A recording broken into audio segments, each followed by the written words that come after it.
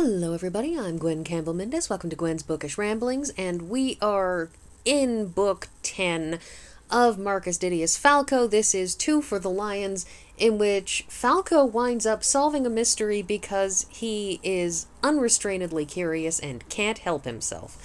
The thing is that this book starts with Falco having wormed his way through some effort into being part of the new taxation structure that the Emperor Vespasian wants to instill. That is, Vespasian's family were, were tax collectors, among other things, and so he's got a particular eye and thought to collecting taxes, and specifically wanted to send people around to do tax investigations of, the usual wealthy people who are trying to dodge paying their taxes. Because the thing is, when a poor person dodges paying their taxes, you lose out on, a couple $100, whereas when rich people try to dodge their taxes, you lose out on thousands and thousands of bucks. In this case, of course, it's ancient Rome, so it's, sesterces or whatever, but the point is, Vespasian wants people to investigate this, and so Falco says, I am an informer, my job is investigation, let's see if I can't get this job. And with the help of the inevitable and wondrous Helena, who, being from a wealthy, upper class family, is able to sort of go places he can't and get access to people, and manages to sort of get enough of a wedge in place to get him in to actually get the job. And so Falco starts doing that job. He also starts working with Anacrates, who is the spy master, who in a previous book had been beaten half to death, and had then, in the last book rather, he had been beaten half to death, and then Falco had basically jammed him in with his mother. Was it the last book or the book before? Anyways, Falco had saved him, and no, it was the book before. It was the book before last. Anyways, but Falco had jammed Anacrates in with his mother, basically saying, if he's staying with my mom, then people won't know where he is, which will be safer than if I put him in any of the places he's supposed to go, because everybody will know where he is, and then the murderers will be able to hunt him down and finish killing him. So Anacrates stayed with Falco's mother, and what happened was she took a liking to him. And so she basically bullies her son into taking Anacrates on as a partner in his business. And so he and Anacrates work together to, investigate taxes and things. While they're investigating, they go to various Lanistae. That is, basically, Lanistae are the guys who run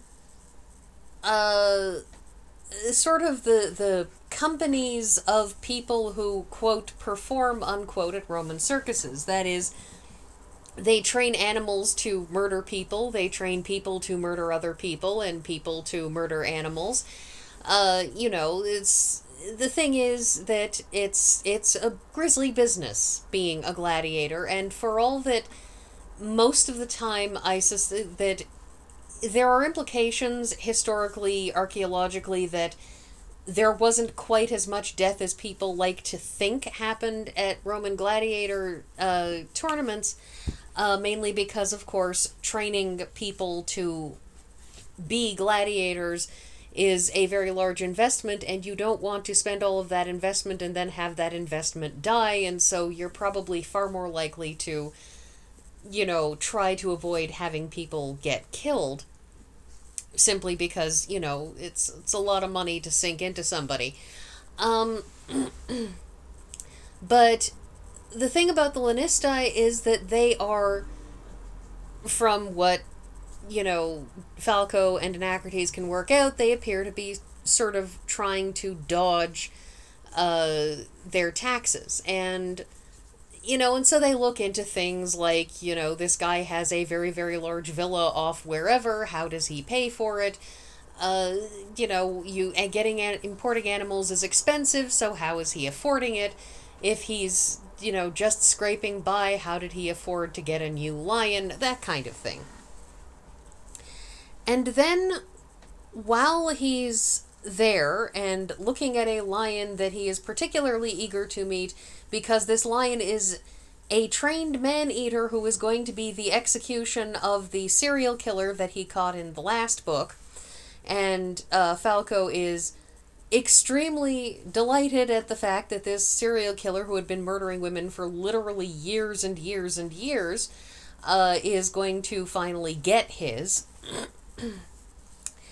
Well, the thing is that the lion gets murdered. They find the lion dead, and Falco just can't let it go. He wants to know who killed the lion. And so this book is basically Falco taking on an investigation, a standard murder investigation of a lion, because he just wants to know what happened real bad.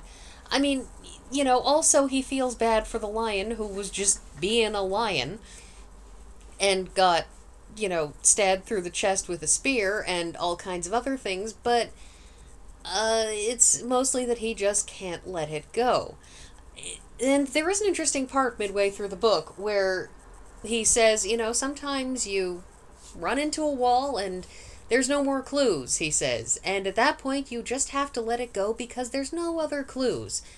This isn't fiction, he goes on to say, this man in the novel, as people always do in novels, that in the real life, clues don't just fall into your lap and let you go back to doing whatever. And indeed, he goes back to doing the tax thing, and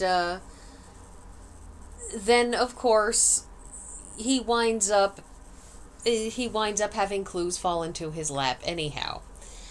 Throughout all of this, there are periodic sidebars of discussion about the fact that he and Helena are now raising a little girl together, and also we find out that Helena's brother, Quintus, who, in previous books he's come across as extremely competent. He's come across as smart and a thinker and all kinds of things. And at the end of the last book, Quintus eloped or ran off with or somethinged with the young woman who had been set up in an arranged marriage with the older brother. And when we catch up to him, we find his big character flaw. And his big character flaw in this, at least the way I read it, is he didn't realize that all girls are not like A, his sister, or B, the Celtic priestess that he fell in love with back that time in Germany.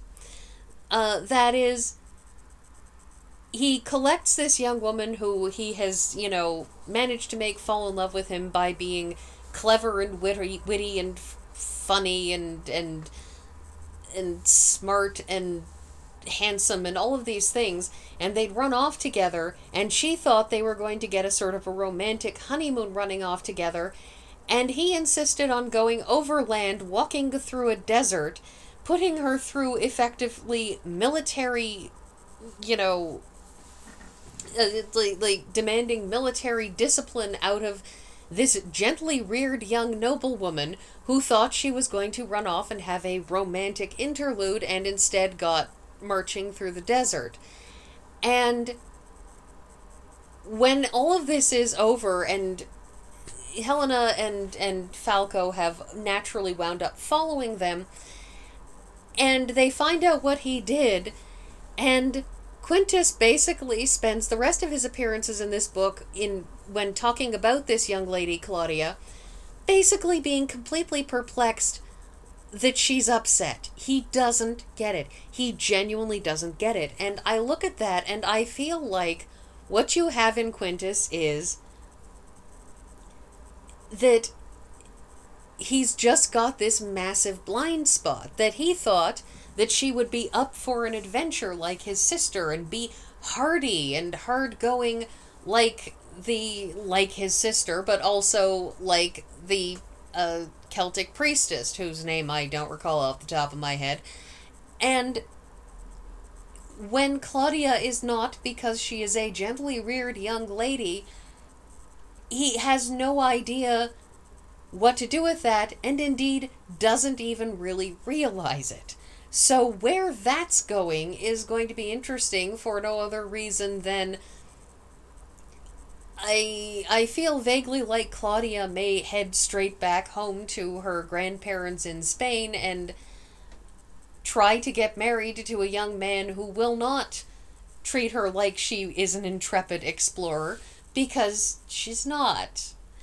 And it's this amazing subplot in this that kind of lunges out of nowhere, because he's come across as so smart and competent, and then finally you get this, and it's kind of it's a weird flaw, but it's a flaw that he just doesn't understand, that people aren't like him in terms of this desire for adventure, or having military discipline or what have you. That it just flew right past him. And of course Falco, he's trying to help, and the problem is, of course, there's not much you can do, because Claudia is rightfully furious, and there's not much you can say because she's right, and there's not much you can say to Quintus, because Quintus is kind of in his own little world when it comes to this particular thing. He genuinely hasn't the foggiest that he has been a failure as a romantic partner. Just no idea, and it's wild.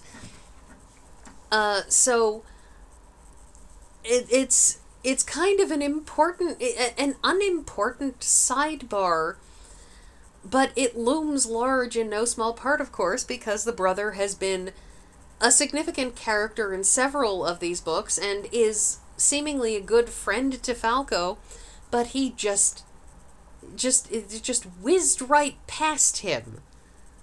That, maybe don't go trekking in the desert for literally months with somebody who thought you were going to have a romantic interlude.